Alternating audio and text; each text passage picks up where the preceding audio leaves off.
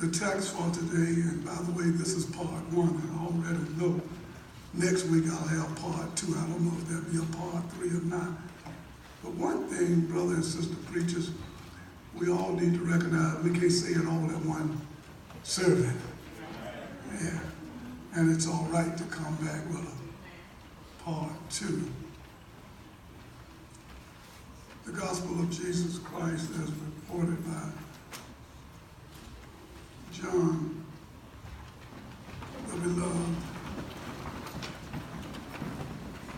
chapter 9, verses 13 through 16 from the NIV. And Brother Ogletree, one of those verses I'm going to use from the King James, so you might want to look at the script and see. We're all set. Okay, great. Verse 13 says, they brought to the Pharisees a man who had been blind.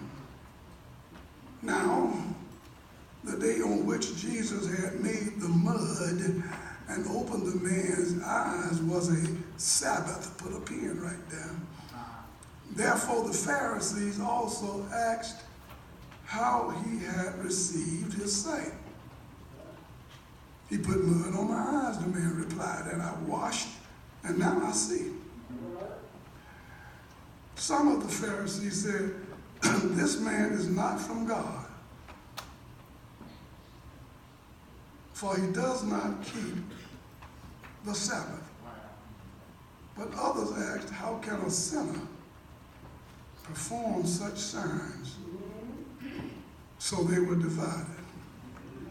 I want to preach from the thought, looking for the evidence. Looking for the evidence. Our text reflects a situation where the leaders of the religion of the day are expressing doubt about Jesus. And how could he be of God? They have launched an investigation into the matter.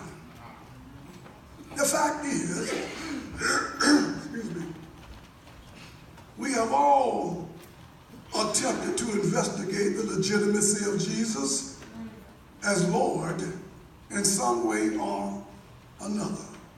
There's always been those who had doubts about Jesus. The Bible says his siblings and those of his community expressed their own doubts. Amen. As a result, very little miraculous work was done in that community.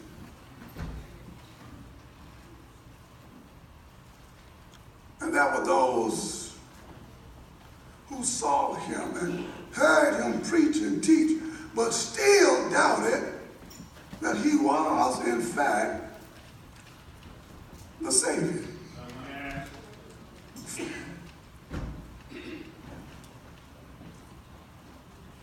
Many today and throughout all of time have launched their own investigations. In fact, I found myself exploring the teachings of other religions, trying to see just how they might have similarities to my own beliefs. Many people want to know and believe Jesus for themselves. However, they are unwilling to invest the time to seek and search for him in studying the truths of his word. Jesus has said, those who seek him with all their heart will find him. The problem is, we're so easily led to accept teachings that disprove and instill doubts that we overlook the very evidence in our sight daily. Amen. There is nothing unusual about your doubts and uncertainties. It takes faith to believe and accept Jesus as the Christ, the Son of God, and Lord of your life. But I need proof, you say, well, let's look at the word. See if we can find something for you. The King James Version of it, Hebrews 11:1 says, now faith is the substance. In other words, faith is the stuff of things hoped for. Faith is the evidence of what you can't see. In this one verse, faith is explained. It is the substance, the essence, or the confidence of what we hope for. It is, and it is the evidence of things not seen. What do you mean by that, preacher? A good example, or perhaps a couple of examples, is this. You know, after being offered this beautiful building we currently worship in, I went into prayer about it. The people who were selling it were asking $900,000, which was kind of a deal since it was appraised at $1.5 million. That was about $600,000 off the appraised price. And we didn't even have 10% of that. And certainly not enough incoming revenue from tithes and offerings to serve the debt of $900,000. We were barely paying the mortgage rate of $600 a month on $75,000 mortgage. So when I suggested that we were going to move into 875 Cascade, the then Cascade United Methodist Church building, there were many who doubted. So what I did, I came over here and took a picture of the building, blew it up to about 2 feet by 3 feet, and put it in a beautiful frame. I didn't take it to the house. I put it on an easel and placed it right in front of the pulpit, declaring, this is our church. Now, it sat there for about a year.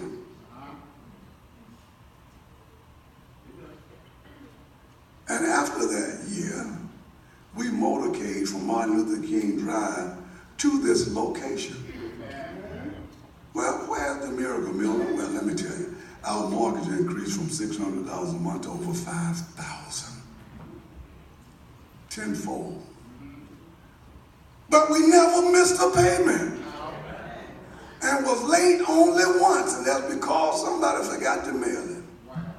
This building has now been financed and paid off twice.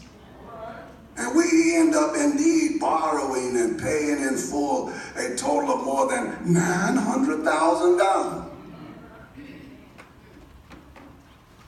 600-something thousand the first time and 300-something the second time. And we did it on the faith that God had approved the move. I didn't go out looking for a place to move. I was all right. I wasn't filling up that church. But after being in prayer, the Lord said, I'm granting it to you. And on faith, I took a big picture so that it would be kept before you. Every time you walked into the sanctuary, you couldn't help but see it.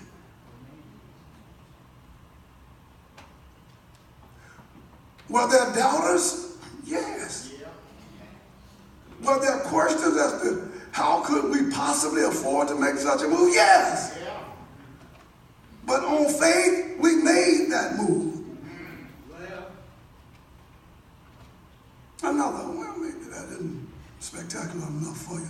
Another example is seen in my desire to see this cathedral I had read about. It was called the Blood Cathedral. You'd be surprised what's in books you all start reading again. But this Blood Cathedral, however, was in St. Petersburg, Russia. How was I going to get to Russia? I dreamed of this journey for several years. Then God opened the opportunity for me to travel to that great city. And while on my way to that great city, I found myself not only standing in that cathedral doing a worship service, but while on this journey to Russia, God led me to the cities of Amsterdam, Holland, Copenhagen, Denmark, Stockholm, Sweden, Helsinki, Finland, Tallinn, Estonia, and Berlin, Germany, among others. Now, you tell me God ain't real. Who else could take a poor, barefooted boy out of poverty who never traveled more than 60 or 75 miles away from home during the first 20 years of his life and carry him around the world? Nobody but you, Lord. Nobody but you. Faith is the evidence. Well, not only did I go, he let me carry Janice with me. How about that? You have to believe that God will direct you after you seek the Lord with all your heart. The problem is that we become doubtful when the Lord does not act in a manner that we may expect. But he's already said, my ways are not your ways. We faithfully pray and attend worship. Then we give God our wish list and expect God to deliver the desires of our hearts, whether they coincide with his will or not. John the Baptist seemed to have experienced this guy when he was arrested by Herod and was about to be executed. Listen at the account.